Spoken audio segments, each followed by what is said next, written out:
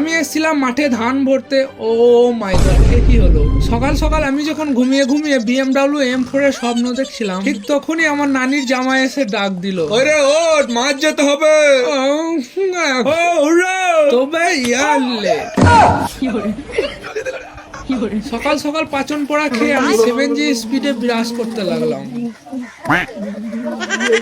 তারপরে হালকা করে গরিবের পাস্তা খেয়ে, চোখে চশমা, হাতে ঘড়ি পরে, খাট্টা মিঠার অক্ষয় কুমার, সচিন টিচকুলের মতন রাহুল ফোজকেও বেরিয়ে পড়লো ডিউটিতে। আর সকালবেলায় এই সুন্দর ভিউটা দেখে আমার একটাই গান মনে পড়ে, এই পথ যদি না শেষ হতো তবে কেমন হতো। ও মাই গড, আব্বা বলেছিল জমিতে মেশিন নামার আগে যেতে, আর আমরা আস্তে আস্তে ধান কেটেই ঢেলে ফেলেছি। তাই আর দেরি না করে তাড়াতাড়ি বস্তাতে দুই ভাই মিলে ধান ভরতে শুরু করলাম। আর বস্তাতে ঢাকারতে গিয়ে ও মাই গড গেলাম।